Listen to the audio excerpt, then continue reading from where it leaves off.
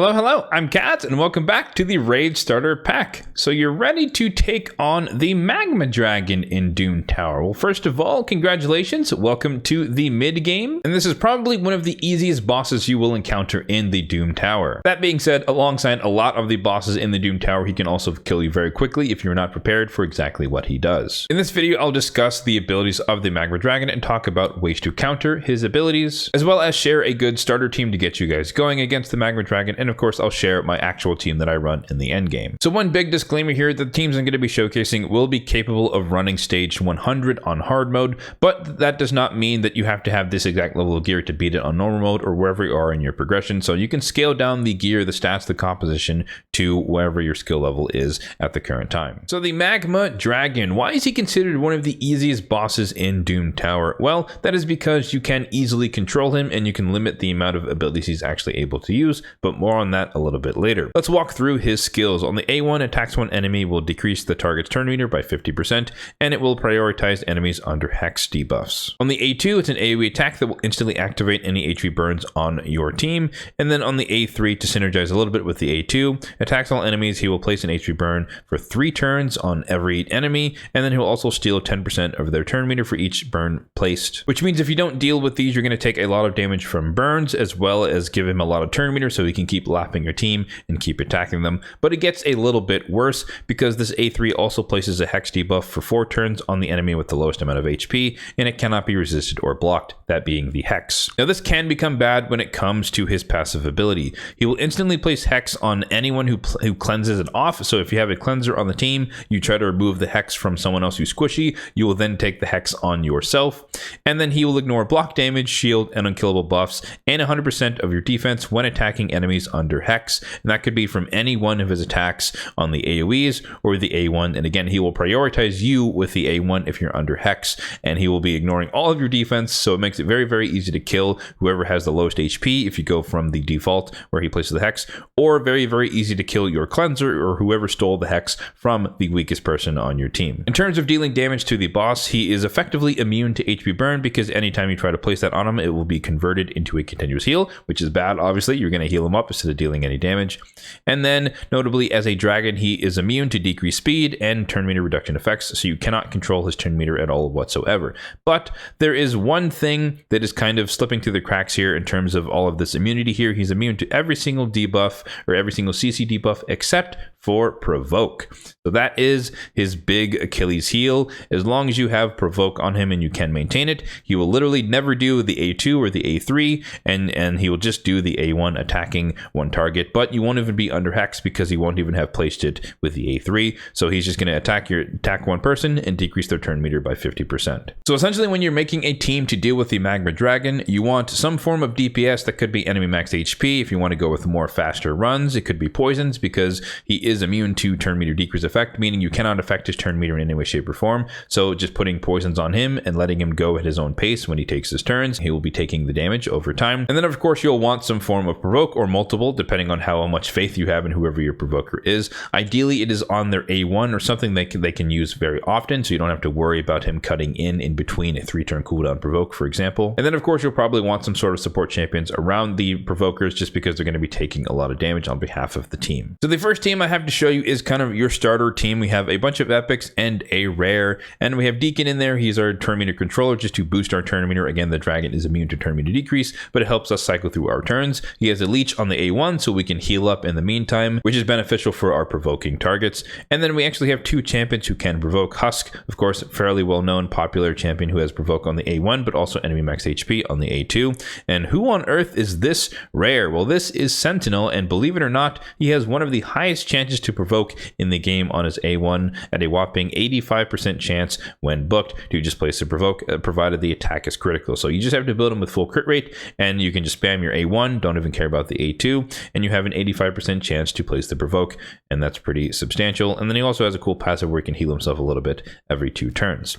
Aside from that, we have a support in there to keep our champions alive. So Aox is in there because he has decreased attack as well as decreased crit rate, and decreased crit rate is relatively strong in PvE because most bosses and minions and enemies or whatever have 15% crit rate. So if you place decreased crit rate on them, they cannot crit, which just means you take less damage. On top of also having decreased attack, the boss is just going to do a lot less damage to any to either of our provoked targets. And then the last slot is just DPS champion. I always throw Fanax into the mix just because he's one of my favorite epic damage dealers in the game, but this could literally be anyone who can deal damage against the waves and to the boss himself. So let's go ahead and see this team in action. It is pretty straightforward. In terms of the AA overrides, the only thing I really set up is that I'm saving Deacon's ability, so he has open or don't use on the AoE decrease defense, and we're just not really using his turn meter control just because we don't really need it for the waves. It might be a little bit faster if you allow him to kind of do that, but you know, I just didn't find it necessary, and so we're kind of optimizing such that we have our abilities ready to go when we get to the boss. So make of that what you will, however you want to go about it. So 25 seconds to clear wave 1, nothing crazy there. And then we're here on wave 2. We basically rinse and repeat. Decrease defense, AoE. I guess the Husk is allowed to do his A2 whenever he needs to, so he can get the stun off as needed. And then we're just slowly but surely going to whittle our way down to kill the waves. And somewhere around a minute or so, we should be getting our way to the boss. Again, if you replaced Fanax with someone who had a bunch of AoEs, you'd be able to clear the waves a lot faster. So here we are at the boss. We're going to start running through or rotating through our abilities. We have Husk trying to place the provoke. He failed, but that's fine. We have 2 provokers on the squad. Sentinel goes in, places the A1, and gets the provoke off. So they're basically going to trade off Husk and Sentinel depending on whose turn meter is higher between their turn meters, and they'll trade off on the provoking. And then, you know, enemy max HP, A1's from Fanax to deal some damage. And then we have the Leech to heal up. We also have Aox who has a heal in his kit, who's also providing the healing. And then, like I said, Aox is in there to also provide the decreased attack as well as decreased crit rate. As you can see, he placed it right there. It's a pretty straightforward team, fairly simple, and not much to it. And essentially, like I said, once you keep the boss provoked, there's really nothing he can do, and he's just going to spam his A1 the entirety of the fight while you do damage and slowly kill him, and slowly but surely kill him. So now I hope it is very, very evident as to why this is the easiest boss in the Doom Tower, because you slap at least 1, maybe 2 provokers in the team with some DPS, and eventually you'll get him down. And yeah, it's not that much of a hassle, and you can literally dodge majority of his kit just by having provoke on your squad. So just about, or just over 2 minutes, and we're able to defeat this with the team of epics and 1 rare. And before we move on, I do want to make an honorable mention to anyone who happens to have Vault Keeper Wixwell. He is a great champion. In fact, he's a superior champion to Sentinel because on his A1 he has a 100% chance to provoke against bosses, and he also places the counterattack on himself at the start of every single turn, and so he will constantly keep the Magma Dragon provoked, and it's very, very easy as long as you build him with enough accuracy. I would have used him on my team, but he does not currently have in his build enough accuracy to place the provoke, around 350 for those who didn't know, to place the provoke on the Magma Dragon, so that's why I didn't use him. But Sentinel is actually on my real team, which we can actually hop over and take a look at here, the Force Magma Dragon. I guess this is a good time to mention that there are 2 versions of the Magma Dragon in the Doom Tower. On this rotation, the Eternal Dragon rotation, he is Force Affinity, and then I also have a different team for the Magic Affinity variation. But for now, we're going to focus on the Force variation because that's the one that we have to deal with at hand. So this is the team that I use to kill the Magma Dragon whenever he comes around in the Force Affinity variation. We have Toonlord in there who's effectively an upgrade to the Deacon. He's providing the decreased defense, but he's also doing what Aox did insofar as bringing decreased attack for the squad, as well as some poisons to deal extra damage to the boss over time. Sentinel is still doing the same role, the A1 spammer with the provoke. Husk is doing the same job as well. I still use both of the champions in my endgame team, but we're bringing in a heavy hitter with Newt, more enemy max HP, triple hitter, so we can just really smack hard into the boss. And then Vlad is in there as the wave clear DPS. So let's go ahead and see this team in action as well. But you can kind of get a sneak peek of there that it took around a minute and a half to run through this. So it's going to be a lot faster to clear these waves because we are allowing our team to place decreased defense as well as other things, some poisons out there, and weaken as well, so we can get through the waves a lot faster. 16 seconds for wave 1, then we rinse and repeat a little bit, or maybe not rinse and repeat, but Vlad comes in there, does a bunch of turn meter steal, gets some kills, and then essentially when he comes back around to his turn, or maybe Newt will kill him, or maybe Husk with his relentless set is going to do it, yeah, but either Vlad will come back around to his AoE again, or Newt will come back to his AoE and kill wave 2. So we start off with the debuff, we lead in with the Blessed Bash, and then we start trying to provoke. Both of the provokers lead off with their A1s in terms of AI overrides, and then we basically have controlled the fight. Same thing as before, we're running a double provoker, and so they'll trade off as need to, or as need be, depending on their turn meters, because of course the Magma Dragon does decrease turn meter on the A1. I don't really worry about that, but looks like Sentinel is going to be taking the brunt of it for this one. Vlad is also nice because he does bring the Leech I guess, that Deacon had, so we're still healing up a little bit on our A1s. This is a little bit more aggressive compared to the other team because we don't have a way to heal outside of the leech. And if one of them dies, Husk dies, or if Sentinel dies, then they're kind of dead forever. There's no reviver on the squad.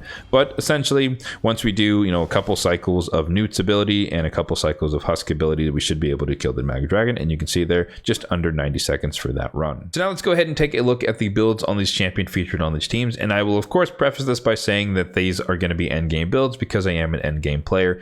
But I'll talk about the actual stat requirements you'll need to defeat the boss. And so you don't necessarily have to copy these builds exactly in order to beat the boss for the first time if you're just trying to progress. So to start things off, we have Deacon Armstrong, who is in double speed and 2 pieces of Pharaoh, which is effectively perception, but I guess a little bit better depending on how you want to argue it, just because we can incorporate the accessories, but I digress. Total stats are as follows: 65,000 on the HP, 3,700-ish on the defense, 280 on the speed, and then 530 on the accuracy. The Magma Dragon is actually relatively slow. I think he's somewhere around 200 speed, so you don't really need to go that fast to control him, but you just need to make sure that your provokers are lapping him sufficiently such that they can maintain it despite him decreasing their turn meter on his A1. And then, like I mentioned before, you only need around 350 accuracy all the way up to Doom Tower Hard, the highest stage. If you're working on normal, you only need to go up to around 250 accuracy, so relatively obtainable if you're just focusing on the accuracy and just have enough speed that he's faster than the boss. For the blessing, I went with cruelty. I do like to run cruelty on champions who already place AoE decrease defense, just so they decrease more defense by using that. And then for the masteries, we have a pretty standard setup. The standard debuff for masteries, hugging majority of the right hand side on the support tree, and then on the offense tree, we're hugging the entirety of the left hand side, coming all the way down to the tier 6 of War Master for extra damage against bosses. Next up, we have Aox the Remember, who's in a very, very odd build, but this is optimized for a stage in the Cursed City, but he's in Toxic and Retaliation, so he's just meant to sit there and poison the Scarab King with the Blood Shield to protect him.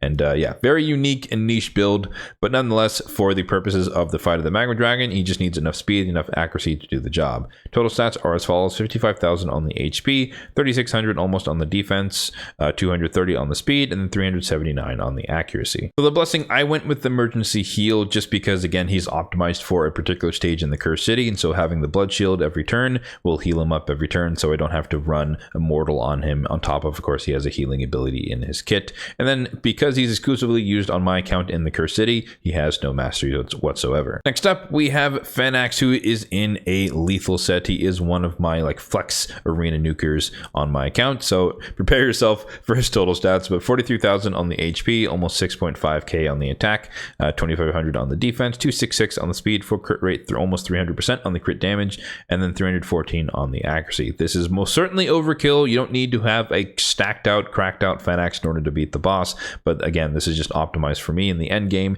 in his use case in the arena. A reasonable nuker build will suffice, and the only thing you'd be losing out on is expediency or time spent killing the boss. In terms of the blessing, I went with Crushing Rend because I want him to ignore as much defense as possible. Ideally, it would be 6-star, but beggars cannot be choosers. And then for the masteries, he is optimized for the arena once again on my account. So the offense tree, picking up as many things as possible to boost his damage, and then Helm Smasher, of course, to ignore as much defense as possible. And then I opted to go for the support tree for a little bit of the accuracy side of things, just because I also do use him in a lot of PvE encounters, as we just saw, as kind of, an ally attack champion or just an A1 spam champion to take advantage of his damage. Next up, we have the rare champion who you probably have never even heard of, but Sentinel in a Provoke set and Immortal to boost the amount of healing in between his turns when he's taking damage. Provoke set is on top of his A1, so if we just have there's a 15% chance he doesn't place it, or there's a 3% chance he gets resisted. The Provoke set is just a backup so that he has 2 chances to provoke, meaning that he has somewhere combined, I think it's somewhere on a 90-something% chance to land provoke on the A1, so pretty high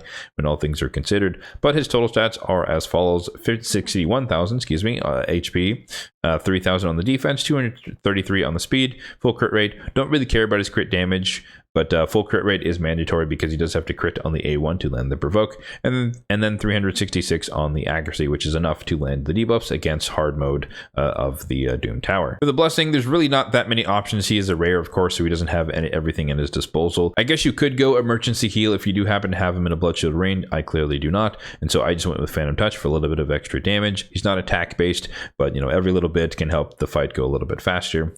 And then for the masteries, I did actually opt to get his masteries, believe it or not, because as you saw, he's on my actual team. And so I went with Fearsome Presence to once again increase the chance of him placing the provoke with the provoke set, as well as the provoke on his A1. And then everything else is a little bit of survivability on the defense tree. Retribution is very handy, as you saw a few times throughout the fight. He just takes a lot of damage from the Magma Dragon, counterattacks and reprovokes him, which is pretty straightforward. And then just a little bit of a damage boosting stuff from the offense tree, but that's not really that important because he's not built out for damage. Moving right along, we have Husk, who I have built in a Relentless set. This is optimized for Hydra, but nonetheless he comes into this particular fight because he has the provoke in his kit alongside the enemy max HP smack. So total stats are as follows: 73,000 on the HP, almost 3,000 on the defense, 233 on the speed, full crit rate, 239 on the crit damage, and then enough accuracy, in this case tuned for Nightmare level Hydra, but he is still above the 350 threshold for landing the provoke against the Magma Dragon in Dune Tower on hard. For the blessing on him, I went with Crushing Rend. Once again, ideally this would be 6-star, but we just want to ignore as much defense as possible. Although he does place debuffs, I opted to go for the defense tree instead of support tree, just because he can't really benefit from Sniper or Master Hexer, because of course you can't extend the provoke and you can't increase it with the Sniper Mastery. You would have to run Fearsome Presence, but of course it's more optimal if you're running him in PvE to use War Master as your tier 6, hugging the left hand side of the offense tree to get there. And then for the defense tree, a little bit of survivability, less damage from AoE attacks, and most notably the Harvest Despair, which is nice because if you're using him in wave content, Curse City and stuff like that, you have a chance to place the leech when he does the AoE stun, which is also the enemy max HP ability. Next up, we have my Tomb Lord, who's in some basic gear, Perception and Immortal. His total stats are as follows: 65,000 on the HP, 3,500-ish on the attack, 2,200 on the defense, 272 on speed, so fairly quick, full crit rate, and then 129 on the crit damage with 382 on the accuracy. I use my Tomb Lord in a lot of different areas, so I'm not going to name them all, but nonetheless, for this particular fight, he's fast and he has enough accuracy to land his debuffs. Phantom Touch on the Blessing because he is used in Fire Knight, and then for the masteries, pretty standard stuff on the support tree, although I made one slight deviation to go and grab Cycle of Magic just because he has a 4-turn cooldown on his AoE decreased defense, so there's a chance that it can have its cooldown reduced, and he has it on a 3-turn cooldown. And then the offense tree, we're mostly hugging the left hand side, but we're banking back over to Giant Slayer because of course he has a triple hitter on the A1. Next up, we have Newt, who is in a very niche build on my account, but he is in a Destroy set, and that is optimized for the Scarab King just to make that fight as fast as possible. So his total stats are as follows: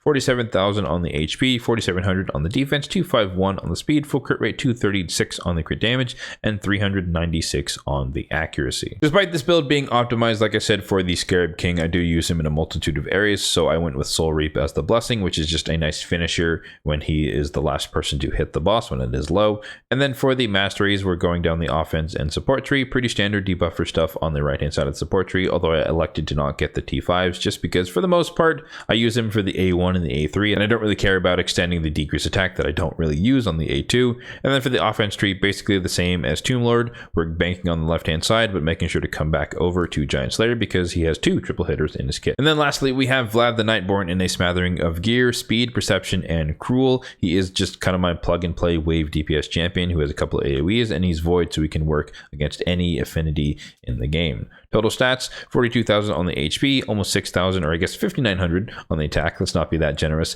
241 on the speed, full crit rate, and 238 on the crit damage with 364 on the accuracy. For the Blessing, just like with Deacon, because he has AoE decreased defense, I went with Cruelty just to reduce the defense even more whenever he does his AoEs, and he does have 2 AoEs, so it is relatively easy to stack up the cruelty stacks.